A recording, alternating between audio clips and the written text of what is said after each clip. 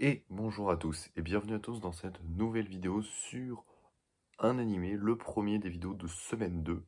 Je vous cache pas que c'est un peu compliqué de faire cette vidéo pour des raisons de timing purement, parce que j'ai pas beaucoup de temps en ce moment, j'ai un job cet été qui me prend un petit peu de temps, donc je fais ça un petit peu quand j'ai le temps. Je vais essayer de sortir la vidéo mercredi 18h, normalement il n'y a pas de problème, elle devrait sortir quand c'est prévu, mais je vais surtout essayer de faire une vidéo qui est pas trop longue et du coup d'avoir une approche vraiment très différente de ce que vous avez pu observer dans ce que je disais, notamment sur les films d'animation. Ça en change pas évidemment, ce sera pour la semaine 1, mais pour les vidéos de semaine 2, donc avec les animés, on change cette perception de refaire par des épisodes. Et même ce que j'ai fait sur Steins Gate Zero, je vais essayer de faire beaucoup plus court. Alors, le but n'est pas essayer de faire le truc le plus court possible et parler de ça en 1 minute. Non, parce que là, je suis déjà à 1 minute d'enregistrement. Donc aujourd'hui, on parle de mon troisième animé favori, qui est rien d'autre que Violet Evergarden. Violet Evergarden, c'est à la base, évidemment, un light novel. Pas un manga, un light novel, qui a été écrit en 3 volumes et publié le 25 décembre 2015, le 26 novembre 2016, et finalement le troisième volume, le 27 novembre 2020. C'est une light novel écrite par Kana Akatsuki, qui a la particularité d'être vainqueur du fameux concours que KyoAni fait chaque année pour ses light novels. Sachant que oui, KyoAni est aussi une maison d'édition, et ça l'est toujours, qui publie des mangas et donc des light novels sur leur maison d'édition. Et il y a des concours qui récompensent certains des meilleurs light novels ou meilleurs mangas que KyoAni a pu voir passer sous sa main, et par conséquent donner la possibilité à l'une d'entre elles d'être adaptée en animé. Et ça, c'est vraiment génial parce que ça veut dire, oui, que oui, Violet Evergarden est vainqueur de ce type de concours et que oui, Violet Evergarden, on peut le dire, est une création amateur. Évidemment, cette vainqueur, elle est très forte. Ça reste une immense mangaka de gros talent qui, évidemment, même si c'est pas une mangaka professionnelle, elle a quand même un talent de dessin, évidemment, et ça se ressent dans Violet Evergarden. Alors bien sûr, il y a le travail de KyoAni derrière pour l'animé qui le rend magnifique, mais à la base, évidemment, le light novel est loin d'être moche, hein. Il est même très beau, et donc ça montre vraiment que le talent, bah, ça vient de n'importe qui, et que t'as pas besoin de faire partie de l'industrie, et de rentrer dans cette industrie, d'avoir un grand nom renommé pour émerger, et bah finalement, tous les noms très célèbres du manga japonais ou de l'animation japonaise, ils ont aussi passé par là. Il fallait comme bien commencer. Donc KyoAni me rassure dans le côté, même si voilà, on le rappelle avec cet incendie qui a eu il y a 5 ans avec mon poste, que j'ai pu le rappeler, ce triste anniversaire, que effectivement KyoAni est là pour nous montrer qu'on peut créer vraiment à peu près tout ce qu'on veut, et que la Japanimation est encore pleine d'espoir dans ce qu'elle peut nous proposer et ce qu'elle peut nous créer. Bien sûr, KyoAni n'est largement pas le seul studio à nous proposer ce genre d'œuvre, mais heureusement qu'ils sont là. Et évidemment, KyoAni, c'est pas juste l'originalité, le fait de créer des bonnes histoires, etc., avec des personnages intéressants. Il y a toutes ces composantes qui rentrent en jeu. Enfin, KyoAni, c'est une recette qui est spéciale, qui rend ce studio, à mon sens, meilleur. Un peu comme Ghibli. Ghibli, c'est meilleur dans les films d'animation. Mais expliquer formellement pourquoi, en quoi c'est aussi génial, c'est pas si facile que ça. C'est une question d'équilibre parce que c'est pas si simple, juste. Suffit pas de créer une bonne histoire, avoir quelque chose de joli visuellement, et puis des bons personnages, et puis basta, tu mets ça dans un paquet, c'est bon. Non, il faut faire des liens, il faut tout créer, c'est compliqué. Et forcément, à travers Violet Evergarden, qui est, je le rappelle, mon troisième anime favori, KyoAni a absolument réussi. Alors évidemment, ce sont des émotions très fortes, des émotions très tristes qui sont transmises dans Violet Evergarden, et donc c'est beaucoup plus facile de se souvenir d'émotions tristes et poignantes que d'émotions joyeuses. C'est comme ça chez nous dans notre comportement humain. Vous pouvez dire que c'est dommage, mais bon, c'est souvent comme ça que ça marche, hein. Les émotions les plus frappantes, les plus tristes sont celles qui fonctionnent le mieux euh, dans le monde du cinéma ou de l'animation d'ailleurs, hein, ou même dans la littérature, hein, c'est exactement le même principe. Taichi Ishidate n'est rien d'autre que le réalisateur de la série Violet Evergarden. Alors, on peut dire que, bon, avec évidemment toutes les équipes d'animation clés, tous les animateurs, tous les intervallistes qu'il y a eu derrière, on n'a pas chômé. Honnêtement, et Violet Evergarden reste toujours à ce jour l'un des animés les plus aboutis stylistiquement de l'histoire de la japanimation. Alors bien sûr, après il y a des animés qui sont très particuliers dans leur style, qui sortent un petit peu des cases, qui a une animation qui est tellement spéciale. Je pense notamment à Mob Psycho 100 par exemple, qui a une animation qui est très particulière, mais qui, franchement, a du charme par rapport à ce qu'un anime nous propose. Mais Violet Evergarden, il y a une espèce de beauté, de pureté dans simplement chaque petit détail de l'univers, et chaque larme, chaque reflet dans les yeux, chaque ombre et lumière qui est travaillée sur les visages ou sur les lieux, etc. Tout est travaillé de telle manière que cet anime rend vraiment très très beau. Stylistiquement, c'est un anime qui est juste absolument magnifique. Donc on peut dire que Ichidate et toute son équipe ont quand même vraiment extrêmement bien bossé sur cet anime qui est absolument magnifique. C'est du 11 janvier au 5 avril 2018 que cet anime va être diffusé. Un anime du coup du début de l'année 2018 et qui a été certainement, et de loin, enfin peut-être pas de loin, mais en tout cas pour moi de loin, le meilleur animé de 2018, mais après forcément d'autres sont en jeu dans le débat, mais je pense que ça reste quand même l'un des meilleurs animés de 2018, assez objectivement, l'un des animés les plus remarquables de cette année-là. Alors, pour raconter un petit peu ce qui se passe dans Violet Evergarden, on va parler d'abord du coup du scénario et un peu des thématiques qu'on peut aborder, et parler ensuite des personnages. Alors les personnages, on va pas parler de tous, parce qu'il y en a environ une bonne quarantaine, et que certains remplissent, je dirais, un petit peu le même rôle. Le rôle de, notamment dans la progression et dans l'apprentissage du nouveau métier que Violet Evergarden, le personnage principal, va apprendre, à savoir la poupée de souvenirs automatique. Donc pour raconter un peu l'histoire. Au début de l'animé, alors on va pas s'étaler sur tout ce qui se passe dans chaque épisode, au début de l'animé, on suit donc le personnage de Violet Evergarden, qui est le personnage principal de l'histoire, qui se réveille dans un lit d'hôpital, un peu perdu, et qui ne comprend pas ce qui se passe. Elle découvre ses bras métalliques et attend absolument, et c'est l'une de ses premières réactions quand elle se lève de son coma, d'un certain lieutenant Gilbert. C'est évidemment Gilbert Bougainvillea, qui est du coup son boss, et à savoir, et on l'apprendra plus au fur et à mesure du récit, un peu un espèce d'amour, vu qu'elle veut lui dire je t'aime, et qu'elle n'arrive pas à le formuler de par son passé de soldate, qui lui a fait perdre ses deux bras pendant la guerre, et donc ce qui justifie ces deux bras métalliques que l'on nous présente dès le début du récit. Ce Gilbert, c'est ce qui est déjà très fort avec cette expression de personnage, c'est que ce Gilbert, c'est une expression d'amour pour Violet Evergarden, mais dans quel sens? Et ça, c'est toute la question de l'anime. Du coup, je vais pas répondre à cette question, parce que c'est tout l'intérêt, parce qu'on pourrait croire que c'est vraiment un amour réel, de je t'aime profondément, comme un amour de deux personnes qui s'aiment, dans le premier sens qu'on entend l'amour, mais dans la figure qu'il a été, dans la figure de protection, dans la figure de l'éducation aussi, et de la façon aussi que Gilbert a fait voir le monde à Violet Evergarden de la façon dont elle devait le voir en tant que arme suprême de guerre, comme enfant soldate. Donc finalement, c'est aussi un espèce de mentor, un espèce de protecteur, un espèce de phare. Et sans lui, Violet Evergarden n'est rien. Et ça, dès les premiers moments où Violet Evergarden sort de ce coma, et qu'elle demande tout de suite où est Gilbert, c'est évidemment déjà un premier annonciateur de ce qu'elle ressent au plus profond d'elle-même. L'homme qui va la retrouver devant son lit, c'est évidemment pas Gilbert, mais c'est Claudia. Oui, bon, ça m'a toujours perturbé que ce mec s'appelle Claudia, mais bon, c'est ainsi. Et Claudia va l'emmener chez la famille Evergarden, auprès de la vieille et la dirigeante de la maison, Tiffany Evergarden, qui va donc appeler Violette Evergarden, qui donc n'a pas de nom de famille à la base, c'est juste Violette, et donc elle s'appelle Violette Evergarden pour adopter cette enfant un peu comme protection, je dirais, de reprise en fait de ses enfants laissés et de la guerre. Alors après, elle n'est pas vraiment orpheline, elle est sortie de la guerre en tant qu'enfant soldate, et oui, parce que bien que son physique ne le fasse pas du tout, Violet Evergarden n'a que 14 ans, selon le manga, et également selon le récit de l'anime. Donc, effectivement, ça peut paraître un petit peu bizarre, mais oui, c'est une mineure, et donc elle doit être sous tutelle de quelqu'un, vu qu'elle a priori pas de parents, et que ce fameux Gilbert, on sait pas trop où il est passé pour le moment, mais bon, voilà, il y a tout le mystère de s'il est mort ou pas. Pas répondre à cette question, clin d'œil. Mais moi, je sais évidemment la réponse.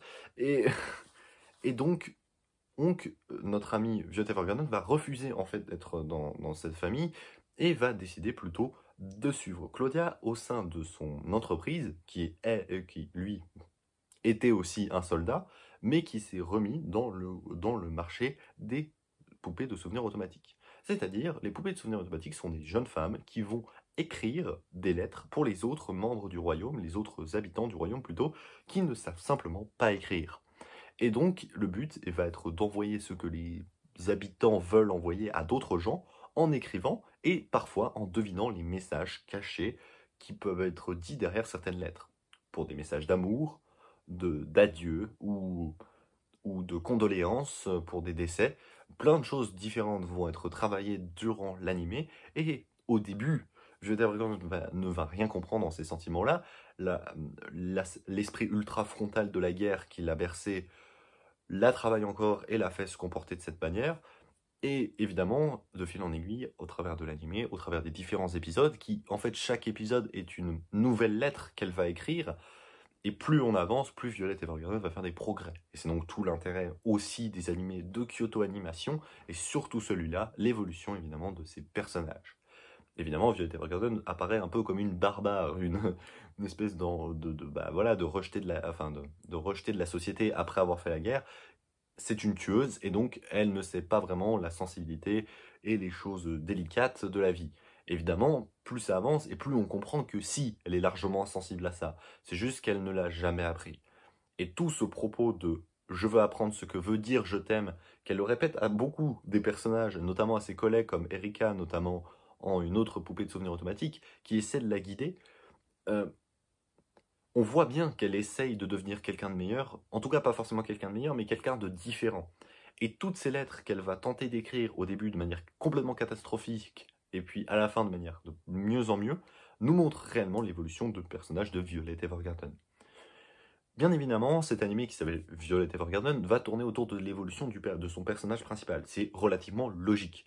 Donc ça veut dire que non, les personnages autres ne sont pas inutiles, bien sûr que non, on est dans un animé de KyoAni, donc évidemment que les personnages sont très utiles, mais c'est vrai qu'ils sont plus utiles à la construction et l'amélioration en fait de Violet Evergarden. Surtout ces fameux personnages, dont on a des noms, qui s'enchaînent les uns après les autres, et dont je ne vais pas tous nommer parce que ça va être chiant, et c'est pas très intéressant, qui sont tous les personnages qui vont demander à Violet Evergarden d'avoir une lettre. On va donner quelques exemples à la fin de l'animé pour finir le propos de ce que j'ai envie de dire autour de Violet Evergarden. Mais d'abord, parlons du coup des grandes thématiques de cette œuvre. Alors, les grandes thématiques, c'est évidemment la découverte de soi. La découverte de soi, de la part de sensibilité, et par rapport au rejet de la guerre. Évidemment, le rejet de la guerre, la violence, etc., et notamment les traumatismes que la guerre peut laisser, les séquelles que la guerre peut laisser, c'est évidemment une énorme thématique dans Violet Evergarden. On le voit notamment à travers Lukulia, déjà l'épisode 3, c'est relativement clair, où Lukulia va nous raconter que son frère est parti à la guerre, mais qu'il était sur un front quasiment pas occupé, le front Est. Quand un jour, l'ennemi a fait une énorme attaque sur le front Est et que son frère n'a rien pu faire pour défendre la ville de derrière, où les parents du frère et de la sœur, donc Lukulia, vivaient et sont tous les deux morts. Lukulia s'occupe donc de son frère qui s'en veut à mort et qui n'arrête pas de boire comme un alcoolique. Et elle est extrêmement malheureuse de voir son frère là, parce que Lukulia, elle est heureuse d'une chose, même si ses parents sont morts, que lui, son frère, soit vivant. Et ça, c'est vraiment très beau. C'est très simple en fait ce que KyoAni essaie de nous faire. Et ça, l'immense force de KyoAni. Et c'est exactement ce qu'on retrouve dans les films du studio Ghibli. Ce sont des choses qui sont extrêmement faciles à travailler. C'est pas les choses les plus rocambolesques, les plus what the fuck, les choses les plus inédites qu'on a vues dans l'histoire de l'écriture de personnages. Pourtant, ça fonctionne super bien. Alors évidemment, la beauté d'animation, tous les dialogues, ça aide beaucoup le travail qu'il y a autour de ça. Mais c'est également toute la question de l'émotion et de la logique en fait de cette séquence. Et qu'évidemment que la sœur, elle est à la fois triste que son frère soit devenu alcoolique à cause en fait de cet échec qu'il a subi, mais qu'à la fois elle est très heureuse qu'ils vivent simplement. Et grâce à Violet Evergarden qui va simplement écrire une petite lettre et qui sera sa première lettre réussie de l'animé dans l'épisode 3, qui est très courte, sur simplement je suis heureux que tu sois en vie. Elle l'écrit pour Lukulia pour l'envoyer à son frère. Et son frère est complètement touché. Et cette scène est magnifique. La lettre fait littéralement 6-7 mots, je sais plus, j'ai oublié de compter. Mais cette lettre est extrêmement courte, extrêmement simple. Et le message que KyoAni nous fait passer là-dedans est extrêmement simple aussi. Pourtant, ça fonctionne. Et moi, je vous cache pas, j'ai été touché par l'émotion à ce moment-là. Alors, j'ai pas lâché de larmes, quand même. Mais c'est beau, c'est magnifique. C'est extrêmement simple, mais c'est magnifique. Et ça, c'est tout Violet Evergarden. Les dessins sont certes très beaux, très aboutis, mais les thématiques sont pas très compliquées. Les personnages évoluent d'une façon très très reconnaissable. Le personnage de Violet Evergarden est un personnage qui est très facile à suivre, très facile à s'identifier, mais qui évolue dans des émotions qui sont très puissantes. La frustration de l'échec, la tristesse et la douleur des traumatismes de guerre, des choses qui sont évidentes. Évidemment, quand tu as vécu ce qu'elle a vécu, d'avoir vu ses camarades mourir devant elle, évidemment que ça l'a marqué. Et c'est totalement logique. Donc finalement, KyoAni fait pas un truc complètement de délirant, mais ça fonctionne super bien. Et c'est pour ça que j'adore KyoAni. Parce qu'ils sont capables de faire R avec les choses les plus simples, les choses les plus incroyables. Et ça, c'est le KyoAni dans toute son art. Et on l'a vu également avec Silent Voice, dans le film il y a quelques semaines, de KyoAni, qui fait exactement la même chose. Les thématiques de Silent Voice ne sont pas ultra innovantes. Pourtant, ça fonctionne super bien, et c'est l'un des films les plus magnifiques qui parle de ces thématiques-là, à savoir le harcèlement scolaire, et les solutions de comment sortir de ce harcèlement scolaire, malgré le fait que ce soit pas forcément original. C'est certainement Silent Voice qui en parle de cette thématique le mieux. Alors, est-ce que Violet Evergarden est l'anime qui parle du mieux du traumatisme de guerre? Je sais pas, mais en tout cas, c'est quand même vraiment pas mal. C'est exceptionnel et tout fonctionne bien. Évidemment, les passages ultra forts émotionnellement, que ce soit vécu par Violet Evergarden ou par les autres personnages qui commandent ces lettres à ces poupées de souvenirs automatiques, pardon, évidemment, là aussi, c'est des grandes émotions. Donc ça, c'est les grandes thématiques de l'anime. Un anime qui, évidemment, ne va pas vraiment vous faire rire, un anime qui est juste magnifique, très beau, incroyable. Certes, vous n'allez pas rire, mais vous allez être émerveillé par le talent que KyoAni peut nous proposer. Maintenant, j'aimerais revenir sur quelque chose de très important. Les personnages. Alors, les personnages, il y en a beaucoup, comme je l'ai dit. Je ne vais pas revenir sur tous les personnages qui vont commander une lettre à Violet Evergarden, parce que c'est pas très intéressant, et qu'on retrouve beaucoup la même chose. Je vais revenir sur seulement un personnage à la fin, à l'épisode 10, parce qu'il m'a beaucoup marqué. C'est une séquence que vous avez déjà entendu parler, parce qu'on en parle beaucoup, ou sur différentes chaînes YouTube, donc c'est pas très original, mais c'est une scène qui est juste absolument marquante. Et j'ai envie de terminer la vidéo là-dessus. Mais d'abord, j'ai envie de parler des autres protagonistes, à savoir des personnages simplement de l'Institut des poupées de souvenirs automatiques. Alors certes, il n'y a pas que les personnages de l'Institut des poupées de souvenirs automatiques et de ceux qui commandent pour cet institut-là. Il y a évidemment d'autres types de personnages, mais moi j'ai envie de m'arrêter en fait sur les collègues notamment de Violet Evergarden. Parce que le chose que j'ai envie de dire, notamment sur Erika, Catleya, Claudia et Iris, ces 4 personnages qui sont les 4 collègues les plus proches, je dirais, de notre ami Violet Evergarden, avec en plus de ça on pourrait rajouter aussi Luculia après. Ces personnages ont le point commun, et commun en fait aux autres œuvres de KyoAni, d'être tous différents. Leur point commun c'est d'être différents. Ouais, c'est très bizarre comme phrase, mais vous allez voir que c'est complètement logique. Claudia, c'est un lieutenant, comme j'ai dit, un ancien lieutenant qui a servi 4 ans pendant la guerre. Il a été complètement désabusé et complètement triste après tout ce qui s'est passé pendant la guerre, et notamment a perdu aussi notre ami Gilbert. Il l'a connu pendant longtemps, et donc Violet Evergarden essaie souvent de passer par Claudia pour recevoir des informations sur ce qui s'est passé avec Gilbert. Évidemment, ça ne va pas être simple, et je ne vais pas vous mettre les détails de tout ce qui va se dire entre Claudia et Violet Evergarden, et à propos de Gilbert, parce que la relation Violette-Gilbert est en fait le point le plus intéressant de l'animé, et de comment Violette va travailler, et comment Violette va passer de la tristesse à l'espoir, puis la tristesse, etc. C'est un changement qui est assez souvent fait, et je pense que c'est le point aussi le plus important et le plus beau en fait de Violet Evergarden. Et donc cet intermédiaire de ce changement d'état d'esprit de Violette, ça se passe par Claudia. Claudia, c'est donc comme j'ai dit, un ancien lieutenant qui a été très triste et très déçu par rapport à la guerre, et de comment ça s'est passé. Il l'a caché pendant toute son existence après la fin de cette guerre, la fin de cette carrière militaire qu'il a menée. Et on le voit assez bien, en fait, à travers les différentes séquences où on voit Claudia, qui, en fait, cache une certaine tristesse sur son visage, et un certain remords, un certain regret de ne pas pouvoir avoir aidé sa patrie mieux que ça. Et c'est pour ça, en fait, qu'il a essayé de faire cet institut de poupées de souvenirs automatiques pour pouvoir aider les gens de son royaume d'une façon différente. Pas en les protégeant, mais en les aidant à se rapprocher entre les différents membres de cette nation. C'est une autre façon de faire, et honnêtement, ce choix de Claudia est tout à fait honorable. Ensuite, j'avais envie de m'arrêter sur Iris, Erika et Katleya. Parce que ces trois personnages sont exactement ce que je veux dire avec Kyoto Animation. Les personnages sont très différents. Katleya, la femme un peu exubérante et un peu provocatrice. Erika, celle qui est très discrète, mais qui au fond d'elle cache une énorme émotion et une énorme histoire. Là aussi, je vous laisse découvrir un petit peu les secrets d'Erika parce que c'est vraiment très intéressant. Et puis aussi sur Iris, qui est beaucoup plus dans, je dirais, l'affrontement, la provoque, qui accepte pas ou difficilement Violet Evergarden au début. Ça va prendre un petit peu de temps. Et donc, ces attitudes des personnages, des trois poupées de souvenirs automatiques collègues de Violet Evergarden, sont juste totalement différents. Entre Katleya, qui est un peu sûre d'elle et qui va essayer de guider le plus possible Violet Evergarden, Erika qui va se mettre en retrait, et Iris qui va être beaucoup plus dans l'affrontement et un peu dans je boude, parce qu'elle n'en est pas capable, Violette. C'est vraiment trois attitudes qui sont complètement différentes. Et aussi dans leur physique, évidemment, à quoi elles ressemblent. Erika colle parfaitement avec ce type de personnage assez discret tel qu'on l'attend. Katleya a cette prétention qui est matérialisée par un corps qui est très mis en avant par ses vêtements. C'est totalement en normal. Et justement, ça c'est le genre de corps féminin que j'appellerais pas du fanservice parce que simplement c'est dans la logique de la construction du personnage. Et qu'en fait, finalement, son attitude, elle a un certain sens par rapport à comment elle est présentée physiquement et vestimentairement.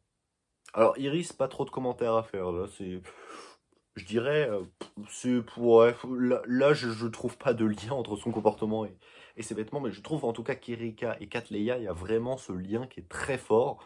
Et ça, c'est tout à l'image de Kyoto Animation, qui non seulement te crée des personnages très différents en termes de caractère, en termes de comment ils réagissent avec le personnage principal ou les différentes relations entre ces personnages secondaires, mais également en termes de physique.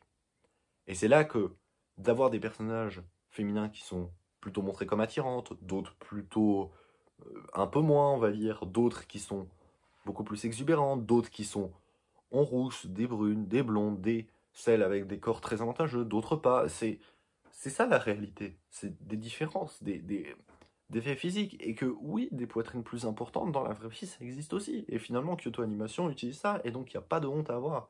Le truc, la honte à avoir, c'est quand tu fais que ça juste pour aucune raison, juste parce que c'est rigolo. Et que tous tes personnages féminins soient comme ça. Si tous les personnages féminins de Violet Evergarden étaient des Katleya, là, j'aurais pas eu le même discours. Mais là, effectivement, c'est pas le cas. Pensez notamment à la salle de classe, où justement Violet Evergarden veut faire la rencontre de Luculia pour devenir une poupée de souvenirs automatique. Tous les personnages féminins, bien que la grande majorité d'entre elles, sauf évidemment Luculia et Violet Evergarden, seront importants dans cette salle de classe, toutes les autres, elles sont différentes. Aucune ne se ressemble. Pourtant, il y en a, je sais pas combien il y en a, mais il y en a bien entre 15 et 20, je crois. Et d'avoir fait l'effort de développer aussi bien, c'est ça qui est fort. C'est qu'elles sont toutes bien développées, toutes bien dessinées, toutes. Alors, est-ce qu'elles ont des comportements différents? Ça, je sais pas, on les creuse pas vraiment. Mais elles ont toutes des physiques et différents, et non seulement une attention aux détails sur leur coupe de cheveux, sur leurs yeux, etc., qui est vraiment fait. Il y a un effort.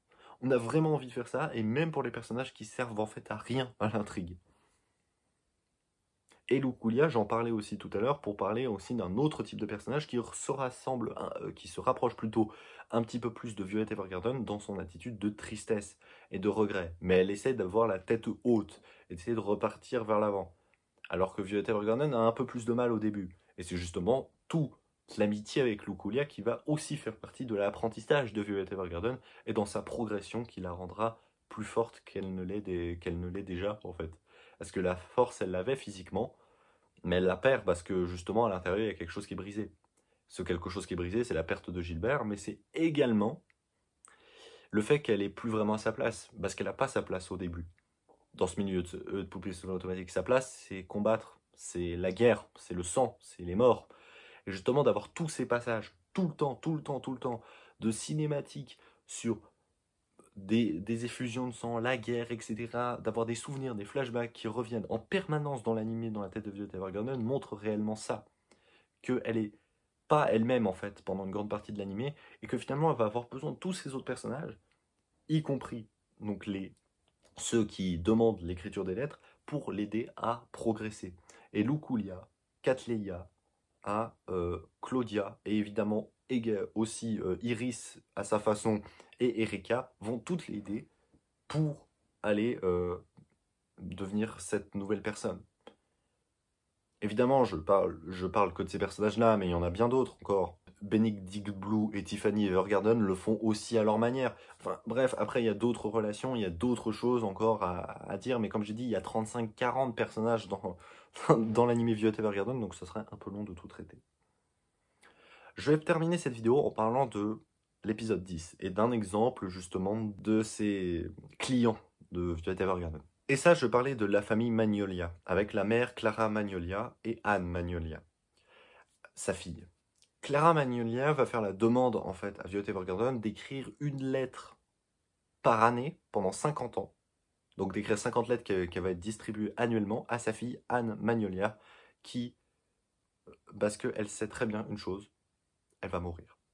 Clara sait très bien qu'elle est morte, qu'elle n'a aucune chance de s'en sortir, et l'attitude en fait de sa servante à un moment donné dans une des séquences, qui baisse les yeux au moment où elle va dire où Clara, la mère, va dire à sa fille que tout va bien. On voit la servante qui baisse les yeux, le sens du détail est tellement important. Oui, je pense que je suis largement pas le seul à avoir pointé ce genre de détail. Mais voilà, cette séquence est juste absolument mythique. Et là encore, c'est le grand travail de Kyoto Animation, de voir cette servante qui, là non plus, n'a pas un très grand rôle, qui baisse les yeux au moment où Clara annonce à sa fille que tout va bien. Parce qu'on sait que c'est faux, on sait qu'elle va mourir. Et Clara demande à Violet Evergarden d'écrire 50 lettres et les distribuer annuellement à Anne pendant, du coup, 50 ans.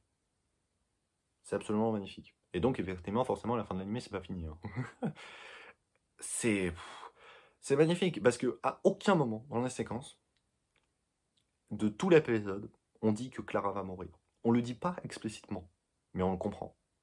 Et là, Kyoto Animation encore fait tout ce qu'il sait faire de mieux, c'est-à-dire ne rien expliquer, mais que tout le monde ait compris.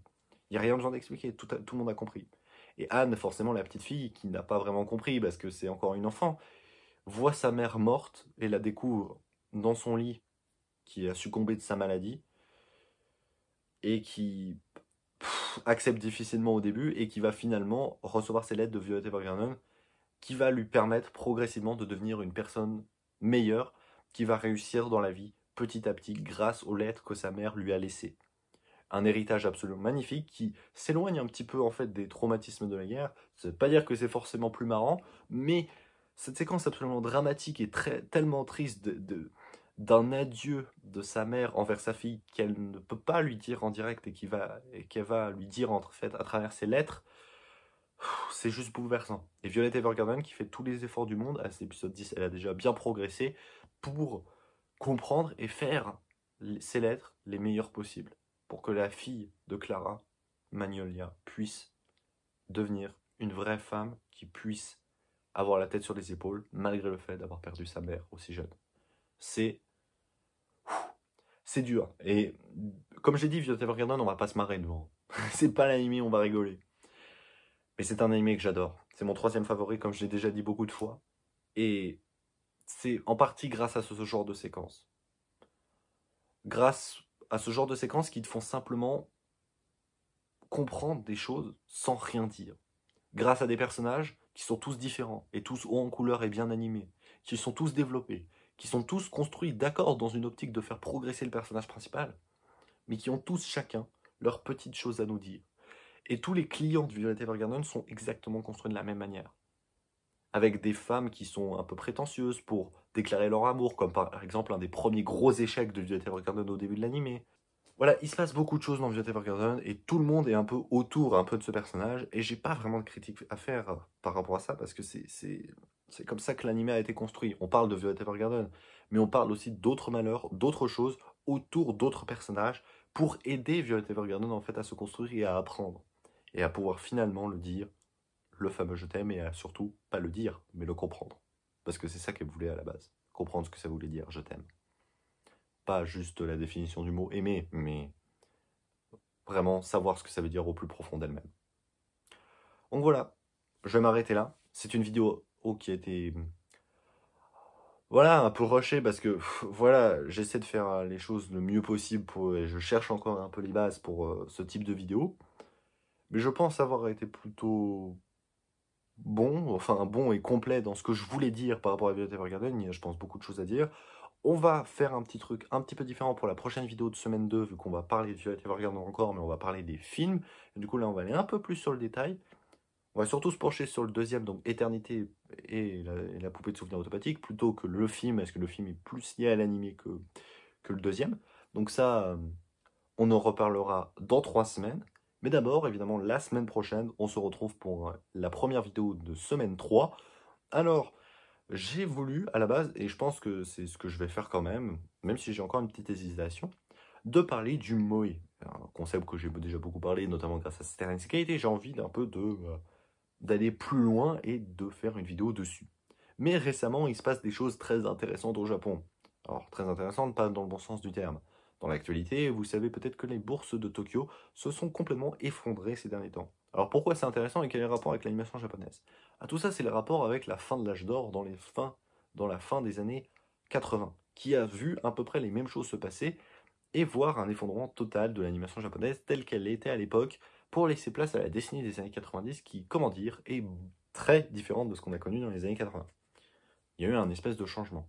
La question que je me pose, et c'est peut-être une hypothèse, c'est que peut-être on est en proie à un gros changement.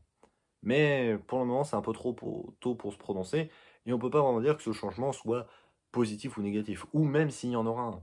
Il faut que la crise économique X se confirme, et évidemment, c'est ce que je ne souhaite absolument pas aux Japonais. J'espère que cette crise va être juste de passage de quelques jours, et qu'ils vont réussir à se relancer assez facilement. Mais en vue de la situation démographique, économique et sociale du pays, il est vrai que c'est assez compliqué d'imaginer qu'ils vont y échapper un jour à cette grande crise économique. Et donc, malheureusement, ou heureusement, peut-être, il va y avoir des conséquences assez importantes sur le monde de l'animation. Donc, peut-être un petit cours d'histoire sur ce qui s'est passé, ça pourrait être intéressant. Mais je pense que pour le moment, j'ai pas assez de recherches et de points de vue pour vraiment comparer cette époque-là avec aujourd'hui. Donc je vais plutôt partir sur une vidéo sur le moe. Ce sera plus simple. Et donc ce sera la première vidéo de semaine 3. Et sur ce, je vous dis à plus tout le monde.